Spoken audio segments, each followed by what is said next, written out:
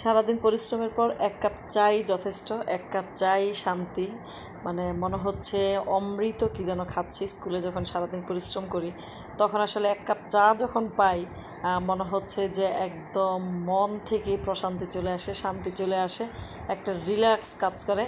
তাই আসলে একটু চা খাচ্ছিলাম স্কুলের কাজের ফাঁকে। তো সেখানে আসলে অনেক অভিভাবকরা আসছিলেন, ওনাদের সাথে কথা বলতেছিলাম আর একটু আপনাদের জন্য একটু ভিডিও করতেছিলাম।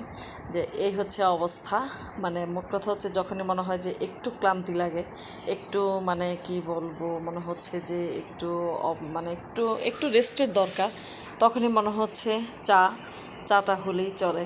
আর চা আসলে আমি ততটা চা যে অভ্যাস মানে খেতেই হবে দৈনন্দিন প্রত্যেক দিন সেরকম কিছু না, কিন্তু যখনই মনে হয় যে স্কুলে গেলে আসলে আমি বেশি চা খাই।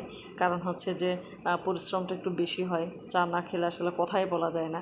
আর আমরা যেহেতু একজন শিক্ষক, তাই সারাক্ষণই আসলে কথা বলতে হয়। আর কথা বলার জন্য একটা অবশ্যই এনার্জি লস হয়, এনার্জির দরকার হয়। তাই আমার মনে হয় যে এই এনার্জিটা কি বলে পূরণ করার জন্য এক কাপ চাই যথেষ্ট, আমার কাছে সেটা মনে হয়। তাই একটু শান্তি ফিরে পাই, একটু প্রশান্তি ফিরে পাই। তাই এই হচ্ছে অবস্থা। তাই আপনাদের সাথে একটু শেয়ার করলাম স্কুলের ফাঁকে ফাঁকে, সকলের কাজের ফাঁকে ফাঁকে আপনাদের সাথে আসলে একটু ভিডিও শেয়ার না করলে সারাদিন পর আসলে ভালোই লাগে না।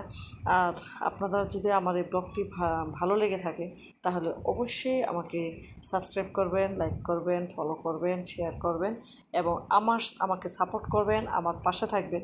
তাহলে আরও সুন্দর সুন্দর ব্লগ নিয়ে আপনাদের সামনে হাজির হতে পারবো। আজ এই পর্যন্তই। সবাই ভালো থাকবেন, সুস্থ থাকবেন। আল্লাহ হাফেজ।